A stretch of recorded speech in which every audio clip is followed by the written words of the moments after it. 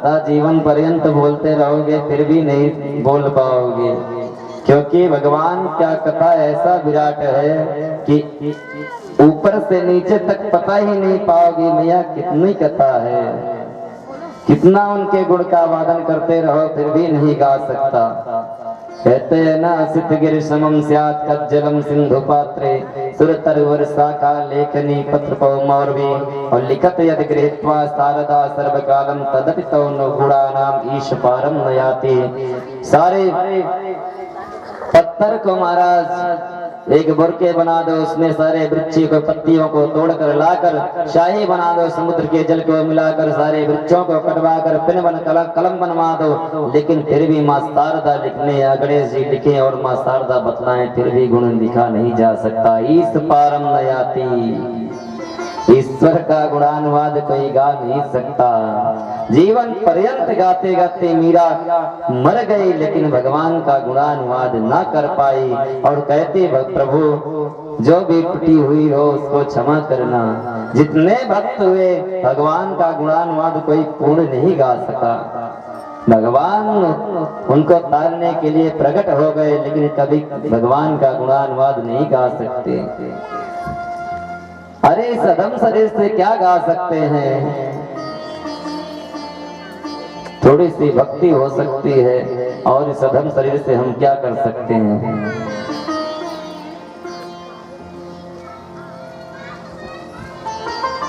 राजा परीक्षित को महाराज सुखदेव जी कहते हैं राजन ऐश्वर्य पूर्ण ऐसे प्रभु हमारे सरकार आज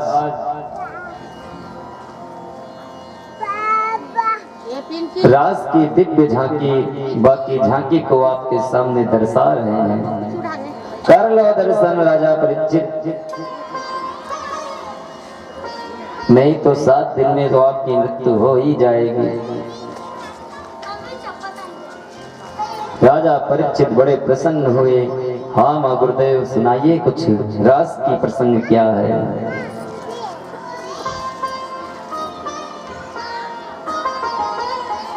भगवान घूमते टहलते जाकर जमुना जी के तट पर बैठे, 2 बार बंसी बजाए और 2 बार आकर गोपियां भगवान के गुणानुवाद कर रहे हैं।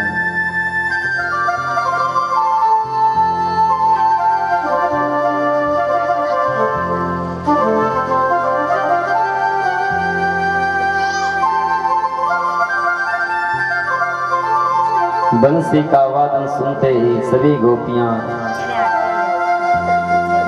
दौड़ी दौड़ी चली आती थी महाराज। आज भगवान घूमते हुए जमुना के तट पर बैठे थे, गोपियों का याद आया। सब गोपियां आनंद भवन में थी, भगवान वृंदावन में हैं।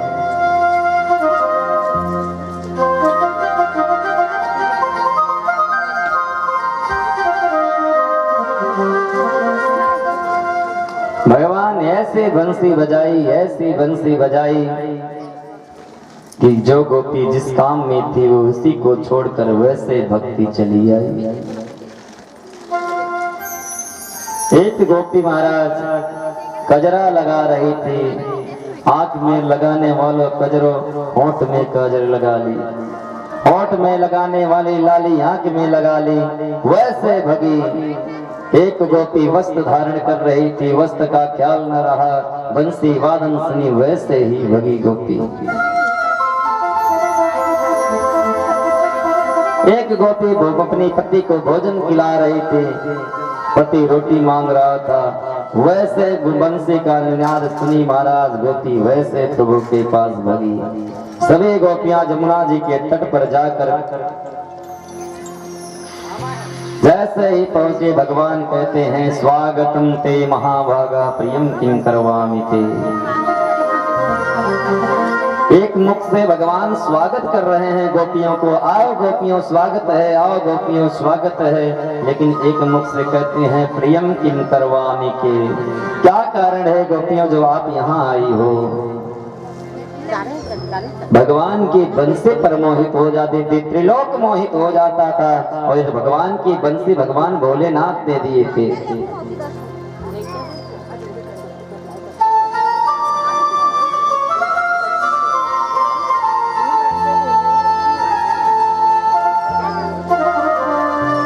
गोपियां पहुंचे, भगवान कहते हैं स्वागतम ते महाभागा प्रियम किम करवामि ते प्रत्स्यानाम्यम कश्चित् ब्रूतागमन कारणम। स्वागत है गोपियों, आइए आइए स्वागत है। जैसे गोपियां आई कहते हैं प्रियम किम करवामि ते, किस कारण आप आई हो। गोपियां कहते हैं प्रभु आप बुला भी रहे हैं और पूछ रहे हैं क्या कारण है, किस कारण आप आई हो।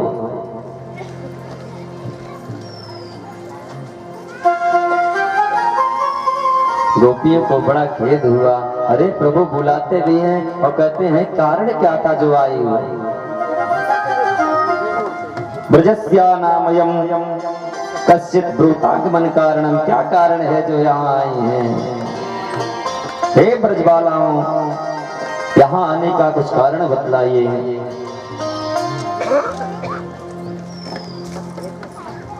गोपियां कहती हैं प्रभु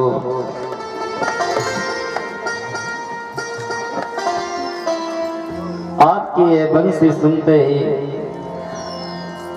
मेरे प्राणों को हर लेता है। जिस प्रकार नूतन जलधर रुचय गोप बधूटी दुकोल चौराय तस्मै कृष्णाय नमः संसार महेरुहस्वेजाय, जिस प्रकार उन गोपियों के 99 वस्त्रों का हरण किए थे, उसी प्रकार आज बंसी वादन करने के बाद मेरे मन को हर लेती है।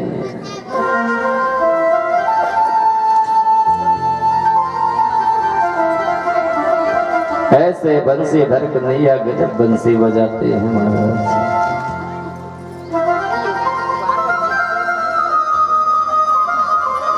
आइए हम सभी सुंदर बंसी का वादन करते हुए भगवान के गुणानुवाद करते हुए कथा में प्रवेश करेंगे।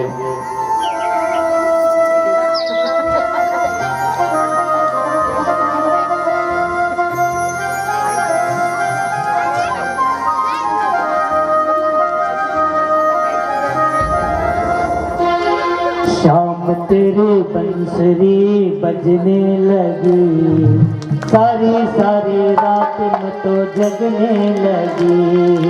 शाम तेरी बंसरी सारी सारी रात में तो जगने लगी। शाम तेरी बंसरी बजने लगी, सारी सारी रात में तो जगने लगी। शाम तेरी बंसरी बजने लगी, सारी सारी रात में तो जगने लगी।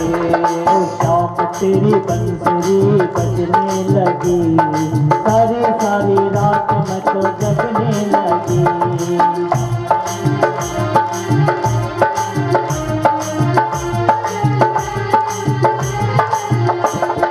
सारी सारी रात में तो जगने लगी, सारी सारी रात में तो जगने लगी।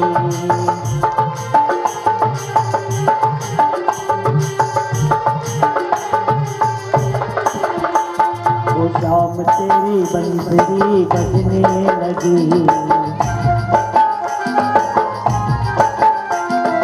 शाम तेरी बंसरी बजने लगी, सारी सारी रात में तो जगने लगी। शाम तेरी बंसरी बजने लगी, सारी सारी रात में तो जगने लगी।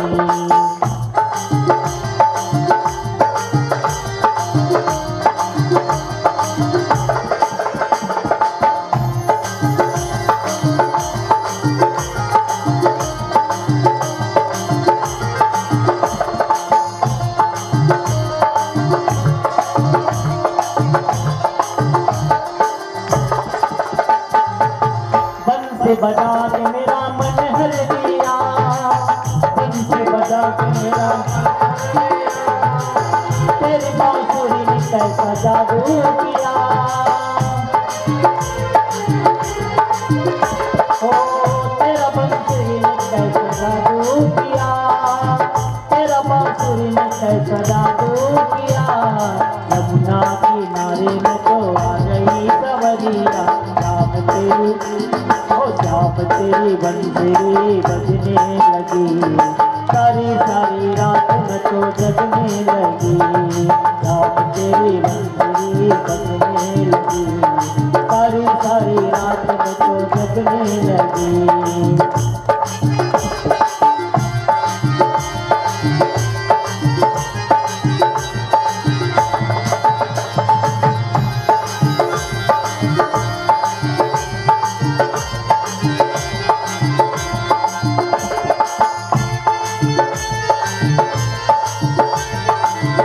वो बंसे बजाए गयो श्याम रे नैना मिलाए के बंसे बजाए गयो श्याम रे नैना मिला के वो बंसे बजाए गयो श्याम रे नैना मिलाए के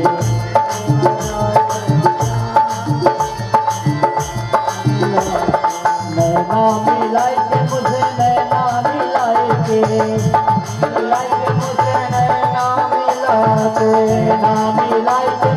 नैना मिलाए के नैना मिलाए के मुझे नैना मिला के दिल में समाए गयो श्याम रे मुझे नैना मिलाए के दिल में समाए गयो श्याम रे मुझे नैना मिला के दिल में समाए गयो श्याम रे मुझे नैना मिलाए के दिल में समाए गयो श्याम रे मुझे नैना मिला के नाम तेरी बंसुरी बजने लगी खाना तेरी बंसुरी बजने लगी सारी सारी रात में तो जगने लगी सारी सारी रात में तो जगने लगी वो खाना तेरी बंसुरी बजने लगी खाना तेरी बंसुरी बजने लगी सारी सारी रात में तो जगने लगी सारी सारी रात में तो जगने लगी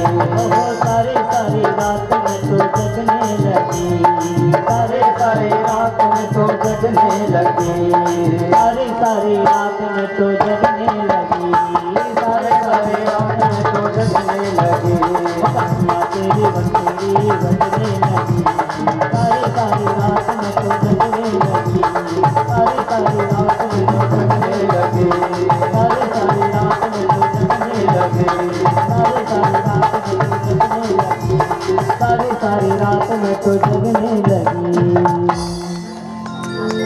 बोलो रास बिहारी सरकार के बोलवा के बिहारी लाल के प्रेम से बोलो और तेज बोलो मैया और जोर से बोलो थोड़ा ताकत लगा के बोलो ऐसे हाथ उठा रहो मैया बोलना नहीं है अच्छे से हाथ उठाओ जितना उतना बोलो तो आनंद है अरे हाथ ऐसा उठाओ जब बोलो तो लगे कि हाथ उठ रहा है पूरा शंकर नगर हिल जाए है ना बाबा जी तो कसम खा लियो मैया नहीं बोलो तो है ना तुम्हें तो एक सहयोगी हो आप ही नहीं बोलोगे तो हम क्या करेंगे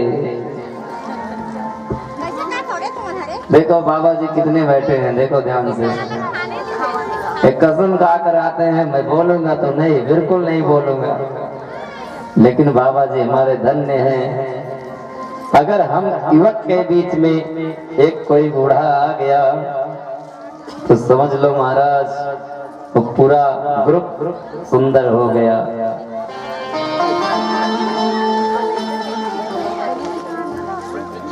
एक बालिका थी महाराज एक बालक से विवाह करने के लिए ठान ली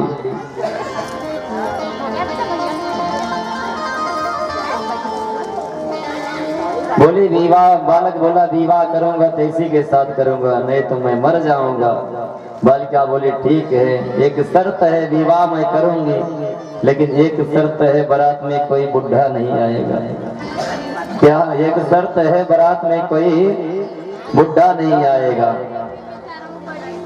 समझ रहे हैं बुढ़ा माने क्या होता है भैया डोकरा जिसे बोलते हैं है ना है यहाँ तो यही बोलते हैं ना हमारे यहाँ वृंदावन में सबको डोकरा डोकरी बोले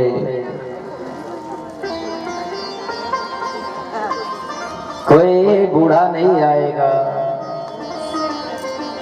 और लड़के तो लड़के जहाँ जाए वहीं लड़े अब जवानी है उनको समझ में नहीं आता कि शर्त हार जाऊंगा क्या होगा क्या नहीं होगा तो लड़की एक बालिका एक शर्त रख दी महाराज अगर बारात लेकर आओगे तो कोई उसमें बुजुर्ग बुढ़ा नहीं रहेगा और लड़के बोले ठीक है कोई बुढ़ा नहीं रहेगा, मैं स्वयं बारात लेकर आऊंगा। अब महाराज जैसे ही बारात सजी, कोई बुढ़ा नहीं जा रहा है उस बारात में, लेकिन नाना जी थे लड़के के। अब नाना तो नाना नाना तो नाना नाना कहाँ मानने वाले थे। नाना जी बोले भैया किसी को मत ले चलो पर मुझे ले चलो, मैं तो चलूंगा बारात चाहे जो हो जाए। तो बोले बाबा जी नाना तुम बुढ़े हो और वो शर्त रखी है कि अगर कोई बुढ़ा आएगा तो मैं आपके साथ शादी नहीं करूंगी। अब बारात तैयार हुई, नाना जी ना माने, बोले भैया मैं तो चलूंगा, मुझे जहाँ सामान रखते वहीं रख देना, वहीं बंद कर देना, मैं वहीं पड़ा रहूंगा। अब गाड़ी सजी, महाराज ले जाकर नाना को डिग्गी में बंद कर दिए। अब नाना जी डिग्गी में पड़े रहे। गर्मी का महीना, नाना जी तो एकदम पसीने से लसापस हो गए। अब बताओ कोई डिग्गी में बंद रहेगा जहाँ सामान रखा जाता है गाड़ी के, और बारात जा रही है। बारात वहां पहुंची महाराज, लड़की वहां से आदेश की अपने सैनिकों को जाकर देखो कोई बुढ़ा तो बारात में नहीं आया। आए सैनिक देखे तो कोई बुढ़ा नहीं दिखा, क्योंकि नाना जी तो बंद है डिग्गी में, कहाँ दिखेगा कोई। अब महाराज लड़की का पिता आया, लड़की का पिता आया, कहता है बराती थोड़ा ध्यान से सुनो, विवाह तब होगा जब एक मेरी शर्त मानोगे। अब लड़के हैं महाराज, कहाँ मानने वाले हैं। ठीक है सब क्या है, कौन सी शर्त है। अब लड़के तो लड़के, जहाँ जाए वहीं लड़के, जिधर देखे वहीं लड़के आ जाए महाराज। से शर्त हो गई कि ये मेरे घर के बगल एक नदी है, इसमें अगर दूध बहा दोगे तो मैं अपनी पुत्री का विवाह आपके साथ कर दूंगा, अपनी पुत्री का विवाह आपके साथ कर दूंगा। लड़के बोले अब तो बड़ा आश्चर्यचकित हुए कि कोई नदी में दूध बहा सकता है, असंभव का कार्य कैसे संभव हो सकता है। अब लड़के तो बड़े टेंशन में महाराज, बड़े चिंतित रहते कि अब होगी शादी कैसे, अब इतना दूध कहाँ से आए। अब बारात वापस ले जाने का प्लान बना लिए लड़के सब। अब जैसे गाड़ी में बैठने लगे, नाना जी कहते हैं अरे कहाँ ले जा रहे हो, कहाँ जा रहे हो। नाना जी को डिग्गी से खोल कर देखे, थोड़ा सा झकाए, बोले नाना जी लड़की का पिता शर्त रख दिया है, अगर बारात में अगर मैं इस शर्त को जीत जाऊंगा तभी मेरे साथ विवाह करेगा, नहीं तो करेगा ही नहीं अपनी लड़की का विवाह हमारे साथ। नाना जी बोले इतनी छोटी बात के लिए आप वापस बारात लेकर जा रहे हो। बोला नदी में दूध बहा दो, अपनी लड़की का शादी आपके साथ कर दूंगा। तो नाना जी को पता लगा, इतनी बोले लड़कों से बोले इतनी छोटी बात आप और बारात लेकर वापस जा रहे हो। ये बुजुर्गों की बात है, हमारा तजुर्बा देखिए इनका। 100 में अगर एक कोई बुजुर्ग आ जाए हमारे आपके बीच में तो सभा सुशोभित हो जाती है। सभा में कभी आप परास्त नहीं होते। आप 100 युवा बैठे रहो, लेकिन कोई एक बुजुर्ग आकर बैठ गया महाराज तो आपकी सभा शोभनीय हो जाती है। नाना जी बोले इतनी छोटी बात के लिए बारात लेकर जा रहे हो। नाना जी बोले जो सैनिक इसको लेकर आया था उसी से शर्त रख दो, बता दो उसको कि ससुर जी को हमारे बोल दो नदी का पानी वो निकाल दे, दूध हम बहा देंगे। अब महाराज बड़ा चिंता हुआ। जैसे जाकर लड़की के पिता की जी को बताए कि बोल रहे हैं नदी का पानी और निकाल दें दूध, हम बहा दें, दूध का व्यवस्था हो गई है। तो लड़की का पिता कहता है जाओ ध्यान से देखो कोई बुजुर्ग आया है तभी ऐसा उत्तर दे रहा है। जैसे जाकर देखे तो नाना जी उसमें थे। नाना जी को बाहर निकाला गया। जब ये उत्तर हार गया, ये प्रश्न हार गया और लड़की का पिता, तो लड़के के साथ विवाह कर दिया। उसी प्रकार अगर हमारे आज के बीच में कोई प्रश्न करता है तो कोई बुजुर्ग का तजुर्बा हमारे जीवन में काम देता है। और अगर कोई बुजुर्ग हमारे आप के बीच में ना रहे तो हमारा भी तजुर्बा फेल हो जाता है। अरे लड़के हैं, लड़के का तो क्या स्वभाव, जहाँ जाए वहीं लड़के। अरे कुछ बच्चे थे ऐसे ट्रेन पे चढ़े, विद्यार्थी थे, ट्रेन पर चढ़े और चढ़ गए, चैन लटका हुआ था ट्रेन का।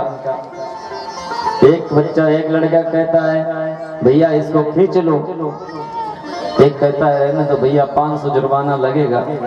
अगर चैन खींचोगे तो चैन खींचने का कितना जुर्माना है? 500 रुपए लगेगा। एक कहता खींच लिया जाएगा।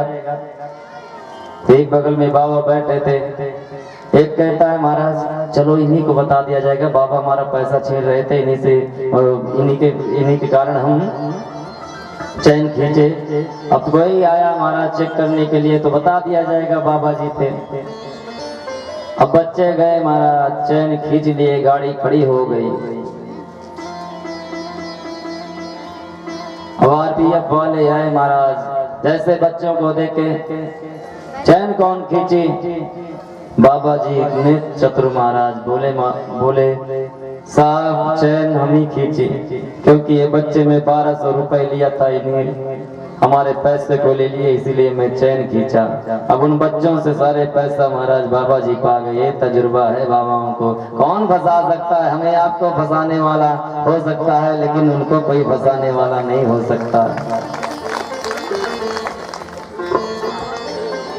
अरे कुछ सीखो, उनसे सीखने को मिलता है, सीख देते हैं हमें। आपके जीवन में जरूर हमको आपको कुछ बोलते हैं, बुरा लगता है क्योंकि जोश है, होश खो बैठे हैं। लेकिन जब होश होगी तो जोश ही नहीं रह जाएगा तो क्या मतलब निकलेगा। अगर वो तजुर्बा तुम्हें दे रहे हैं, वो बतला रहे हैं अच्छी चीज, तो उसे समझो क्या कह रहे हैं।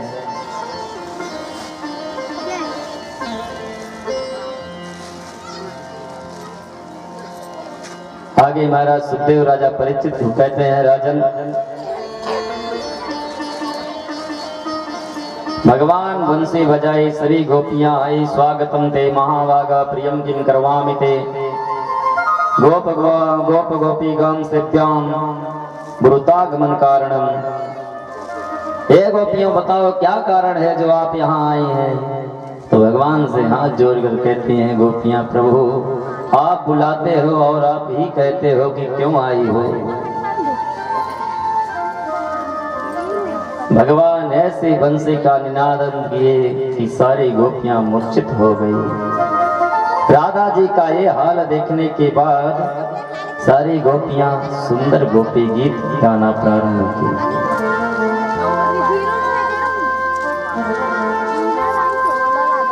जाकर निधिवन में सुंदर रास हुआ। अब रास हुआ, इतना गोपियों को काम सताया कि गोपी काम के भाव में पागल हो गई। पर भगवान को काम सताने वाला नहीं है, क्योंकि भगवान का पुत्र कामदेव होकर उत्पन्न हुआ है।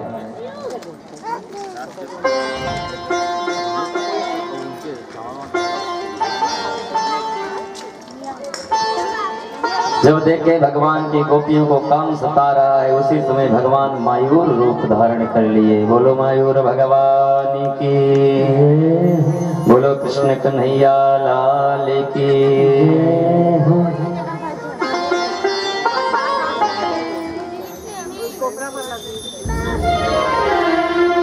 आयो रसिया मोर बन आयो रसिया हो, आयो रसिया मोर बन आयो रसिया हो बरसाने की मोर में मोर बन आयो रसिया, हो बरसाने की मोर कुटी में मोर बन आयो रसिया।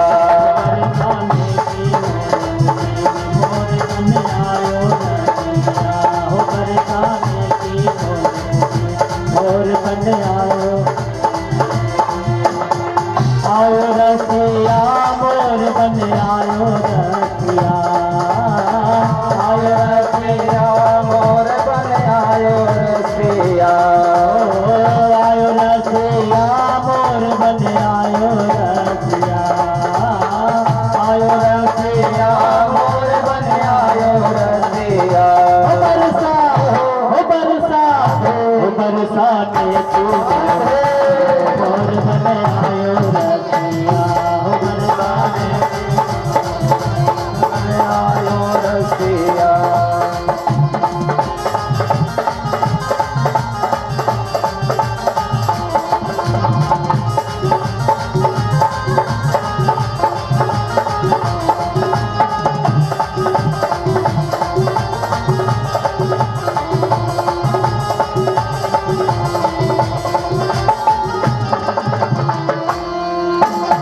एक दिन बोले राधा प्यारे एक दिन बोले राधा प्यारे एक दिन बोले राधा प्यारे बोले राधा प्यारे 2 दिन से नाय मिले बिहारी मिले बिहारी 2 दिन से नहीं आए मुरारी से नहीं आयो बिहारी बिना श्याम सुंदर दर्शन के बिना राम सुंदर दर्शन के बिना श्याम सुंदर दर्शन के राम सुंदर दर्शन के आसिया किया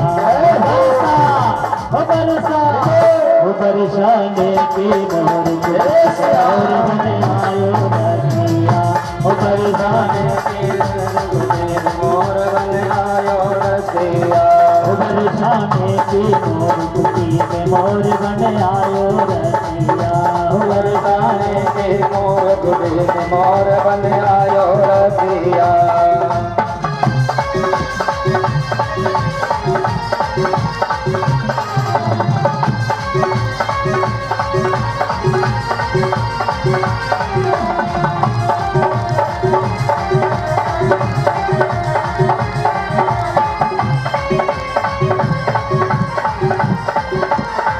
बोले नायर भगवान की